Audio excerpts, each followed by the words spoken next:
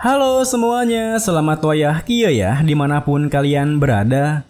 Kembali lagi bersama Mamang dan di video kali ini kita bakal lanjutin manhwa ekstra karakter.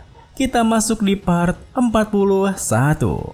Di awal video ini, menit demi menit pun berlalu, di mana Hajin telah berhasil mengenai sasaran di jarak 300 meter. Hal itu pun membuat Moreng berkomentar, "Wow, ternyata kau cukup baik ya.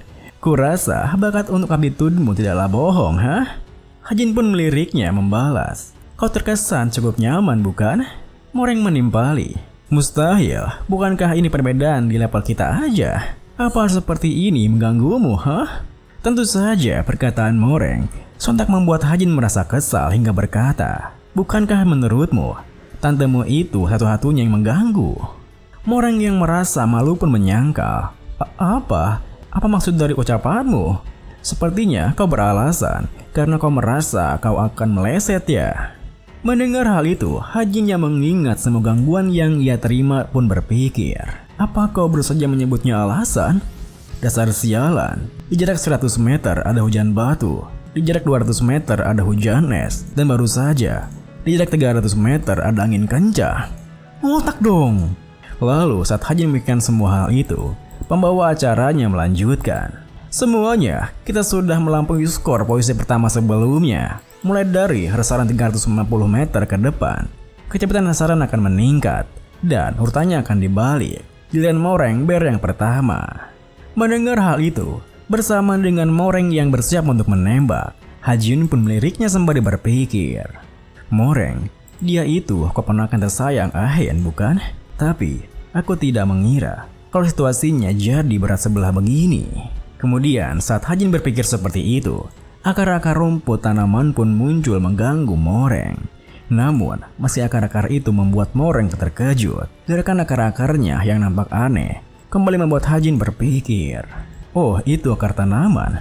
Meg 8 star bahkan bisa melakukan hal seperti ini ya. Ya, lihat kelakuannya. Apa aku membelainya, hah? Tapi apa Moreng takut karenanya? Benarkah?"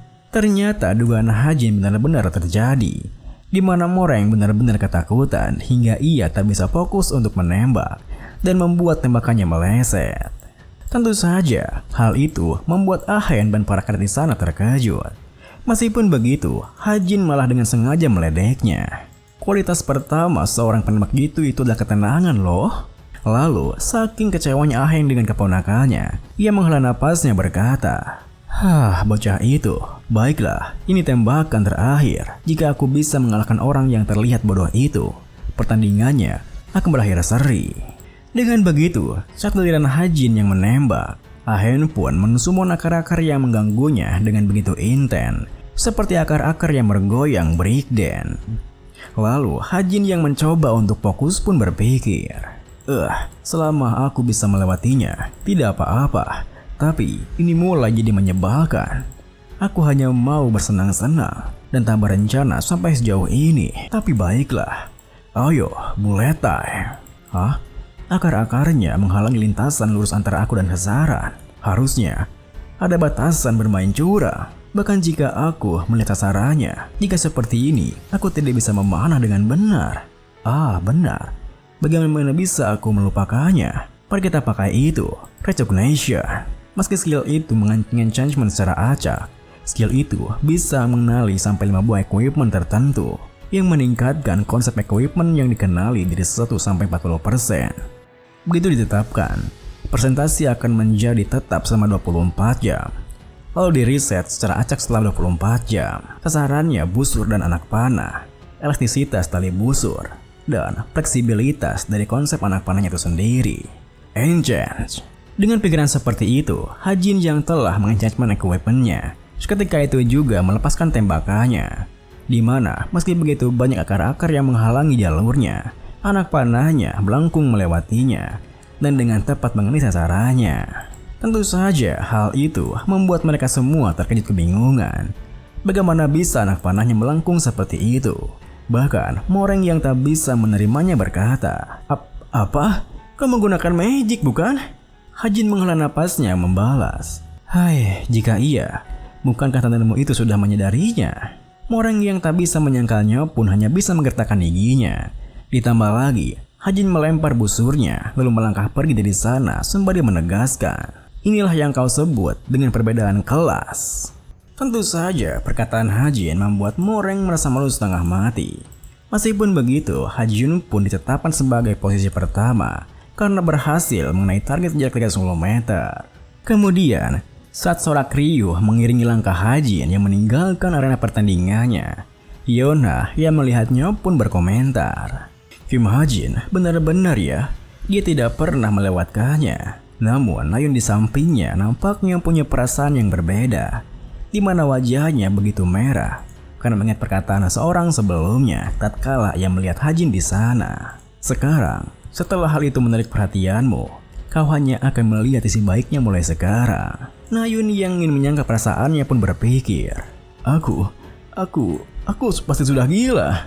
Beberapa hari kemudian, di hari Minggu, dengan acara penutupan, kompetisi kelas pun berakhir, di mana kebanyakan kompetisinya dimenangkan oleh kelas Truth. Dan akhirnya, Hajin pun bisa menikmati waktu santainya yang damai bersama Evangel setelah sekian lama. Hari itu, saat Hajin menemui Eva yang asik menikmati makanannya, tiba-tiba saja ada sebuah pesan yang masuk ke emailnya, yang mana berasal dari perusahaan mercenari Geronimo, di mana pesannya berisi misi percobaan mercenari. Berkesulitan deh dengan hadiah sebesar 300 juta atau item yang harganya sama.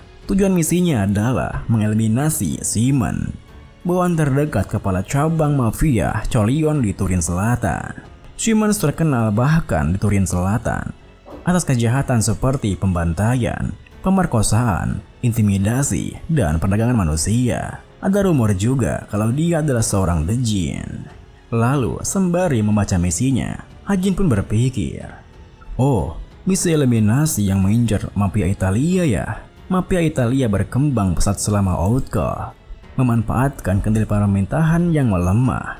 Mereka sekarang memiliki struktur yang kokoh dan juga persatuan yang kuat, menampilkan organisasi yang bertipe nasional. Keluarga Corleone berhubungan langsung dengan plot utama arc pertengahan cerita. Sebagai tangan kanan kepala cabang, sepertinya dia hero rank 1 atau rank 2 di low rank. Aku menerima tes Kamlentrup untuk menulis ceritaku sendiri. Tapi bukankah misi terlalu sulit untuk mercenari yang sedang dalam masa percobaan sepertiku? Apa mereka yakin kesulitannya itu hanya Rangde? The Jin? Tapi jika dia seorang The Jin, mungkin aku tak akan merasa terlalu bersalah jika menghabisinya.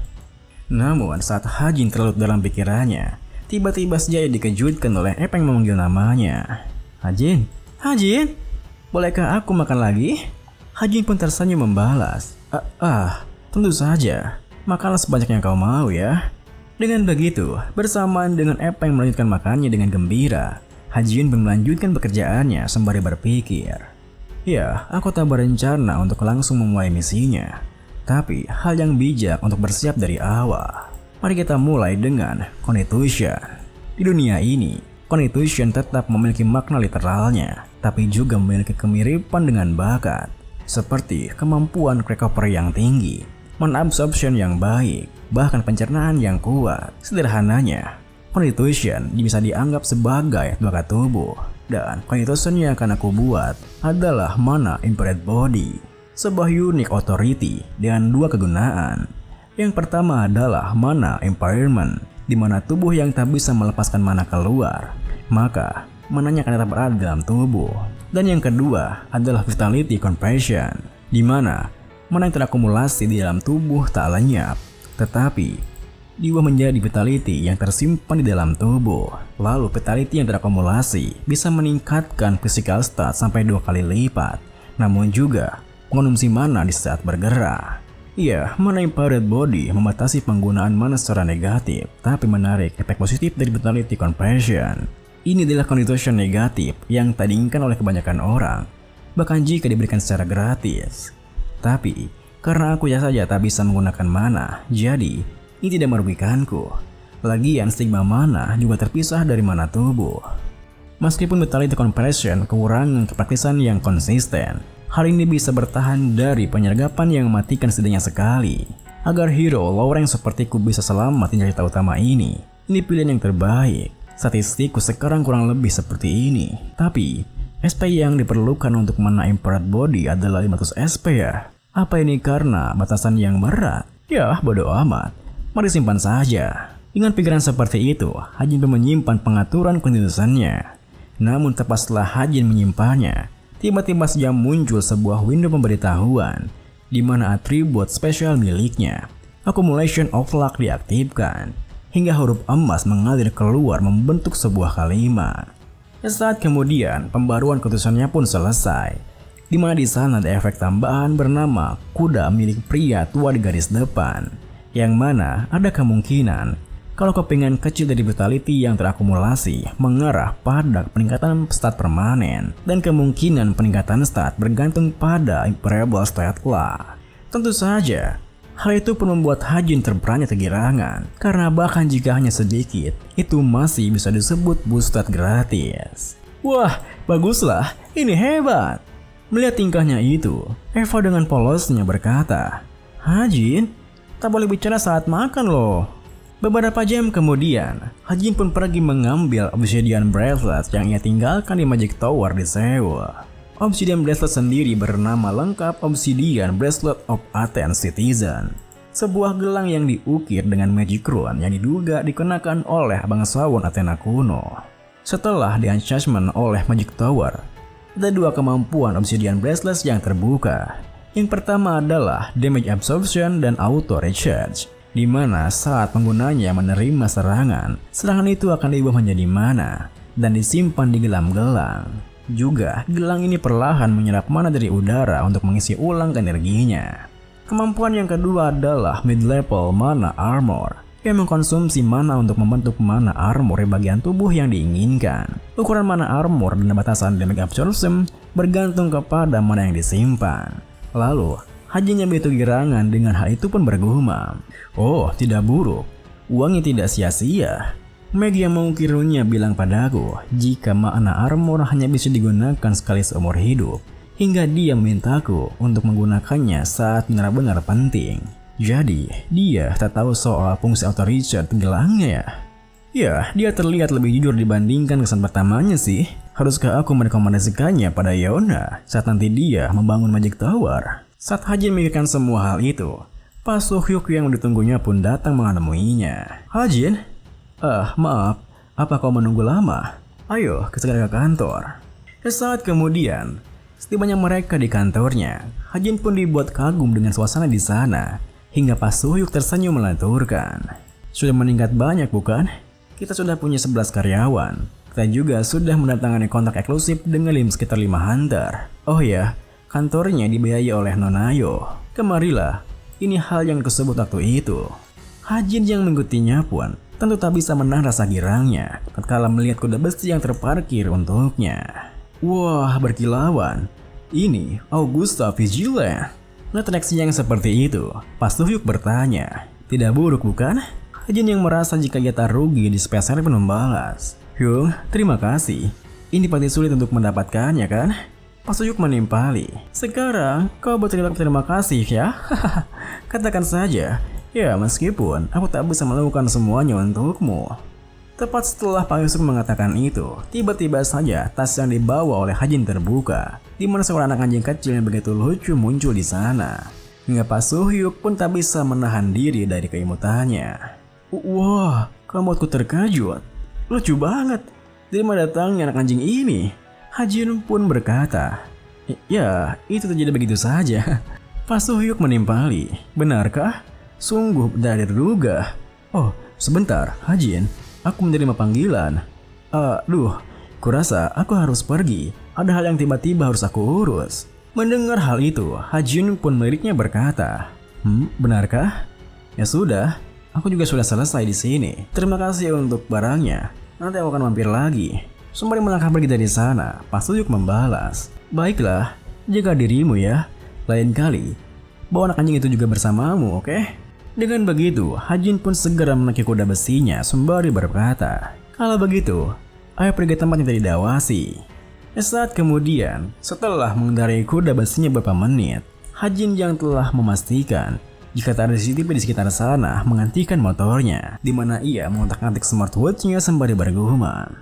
Baiklah, tambahkan setting baru ke motornya. Kalau begitu, mari kita lihat.